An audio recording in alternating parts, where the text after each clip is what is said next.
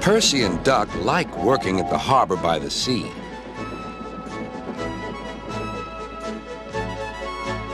On a clear summer's night, there's no better place to be.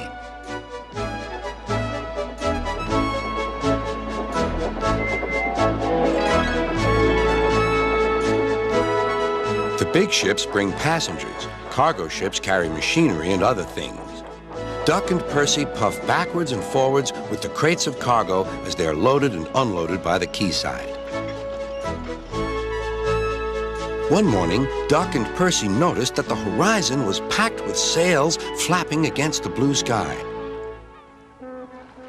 "I wish I could sail to faraway lands," sighed Duck. "Engines can't go sailing," snorted Percy, "because engines can't float." Duck still had his dreams. Suddenly, they were rudely interrupted.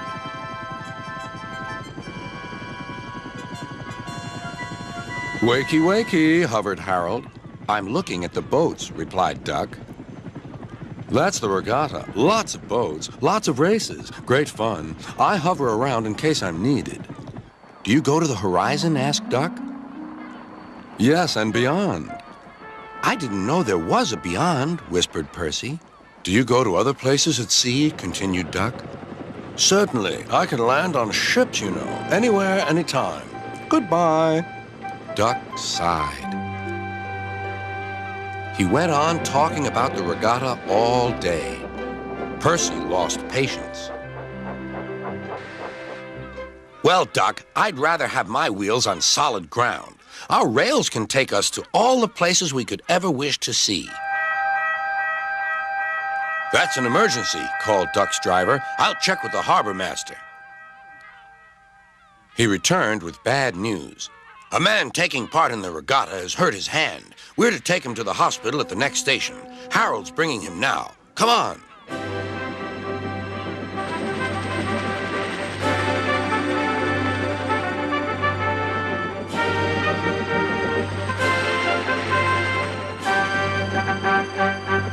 "Good to see you again, Duck," whirred Harold as he landed carefully on the platform. The man was gently helped to safety. "My job is to stay at sea in case of other emergencies. Otherwise, I would take this gentleman to hospital myself. Must fly. Goodbye."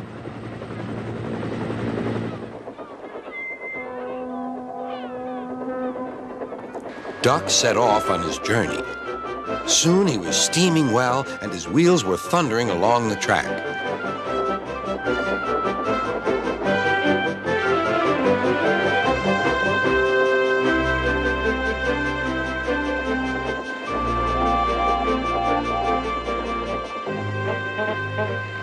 When they reached the station, the man thanked everyone, and Bertie got ready to take him to the hospital. "You look splendid flying along the line, Duck," glowed Bertie. "No wonder they call you Great Western." "Thank you, Bertie." Percy's right, he thought to himself. Engines are happiest when their wheels are firmly on the rails. That night, Percy and Duck stayed a little longer at the quay. The air was warm and the sea calm. "There's a shooting star," said Duck. "Don't be daft," laughed Percy. "It's Harold. Look, he's hovering overhead." Something fluttered down towards Duck.